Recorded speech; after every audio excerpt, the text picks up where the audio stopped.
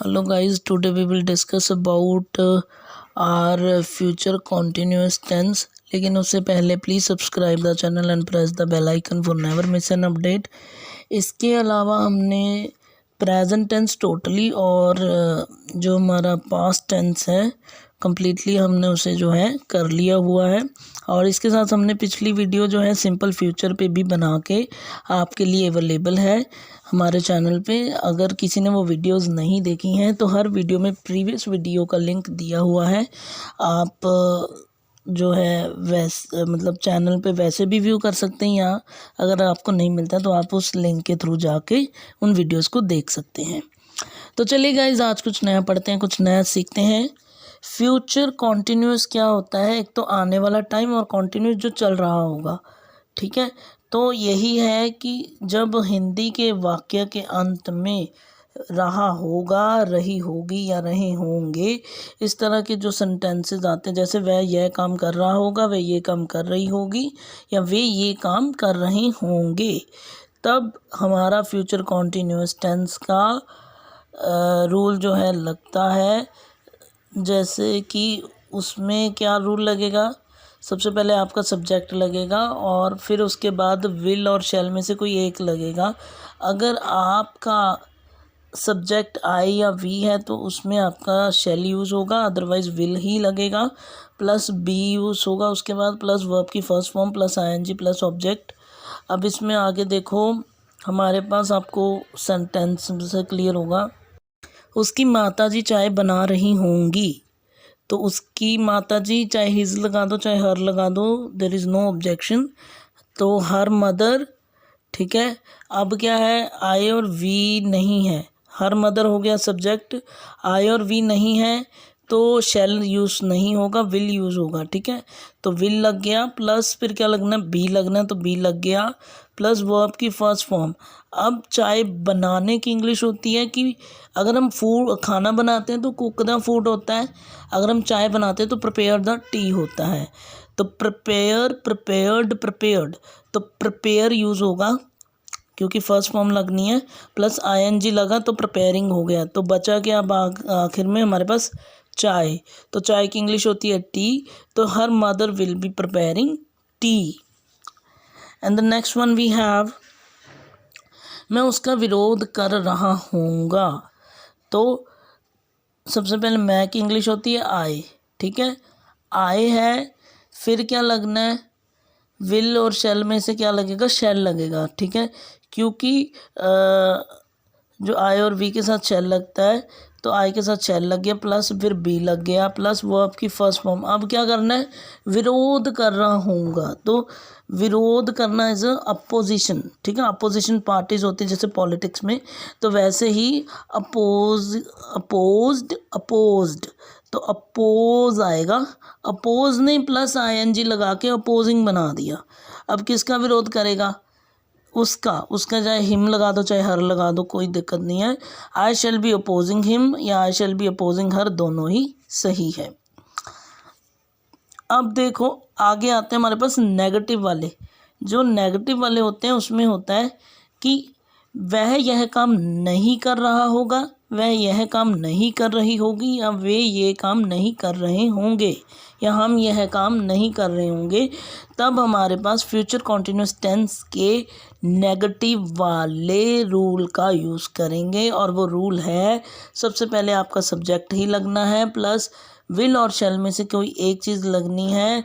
Will बाकी सब के लिए आई वी को छोड़कर, और आई वी के साथ शैल लगेगा, प्लस फिर नॉट लगेगा, प्लस फिर आपका बी लगेगा, प्लस वर्ब की first form, plus ING, plus object, ठीक है।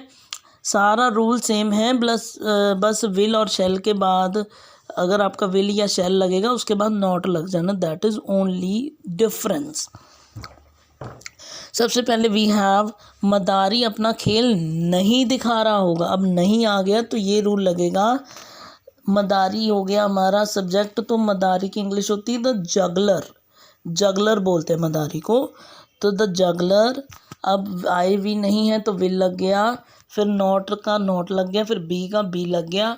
अब वर्ब की फर्स्ट फॉर्म लगनी है, तो तो शो, शोड, शोड, तो शोइंग हो गया, शो लग गया प्लस आईएनजी बन के वो शोइंग हो गया। अब क्या नहीं दिखा रहा था, अपना खेल। वो मदारी जो होते हैं अपने ट्रिक्स दिखाते हैं, तो his tricks, the juggler will not be showing his tricks. And the other one we have, चपड़ासी घंटी नहीं बजा रहा होगा। तो चपड़ासी है वो सब्जेक्ट को, चपड़ासी को इंग्लिश में बोलते हैं द पियन, और ये हो गया हमारा सब्जेक्ट। अब फिर आईवी नहीं है तो शेल लग गया, सॉरी शेल नहीं आना, विल लग गया, प्लस फिर नॉट लग गया, प्लस फिर बी का बी लग गया। अब घंटी बजाने की इंग्लिश होती है रिंग करना, रिंग, रैंग, रंग, तो रिंग लग गया प्लस आईएनजी बन के वो रिंगिंग हो गया। और क्या नहीं बजा रहा था वो, बेल, तो the bell, the peon will not be ringing the bell. ठीक है। अब नेक्स्ट है हमारे पास इसकी इंटेरोगेटिव के टाइप्स।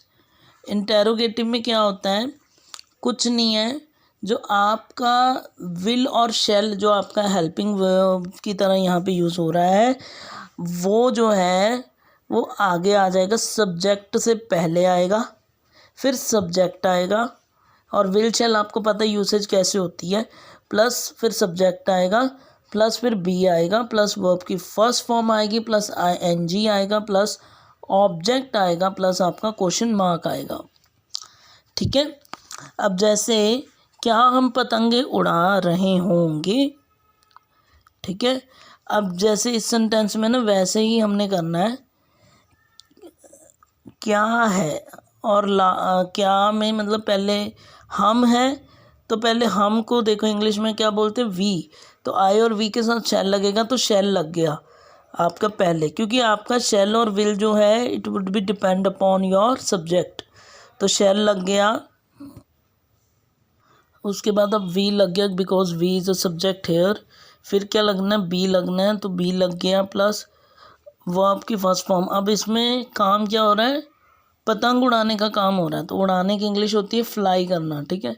तो फ्लाई हो गया वर्ब की फर्स्ट फॉर्म, प्लस आईएनजी लगना है, तो आईएनजी लग गया, तो फ्लाइंग हो गया, प्लस अब ऑब्जेक्ट में आपके पास क्या उड़ा रहे हैं, वो पतंगे उड़ा रहे हैं, तो the kites, shall we be flying the kites, और एंड में लग गया आपका क्वेश्चन मार्क। ठीक है।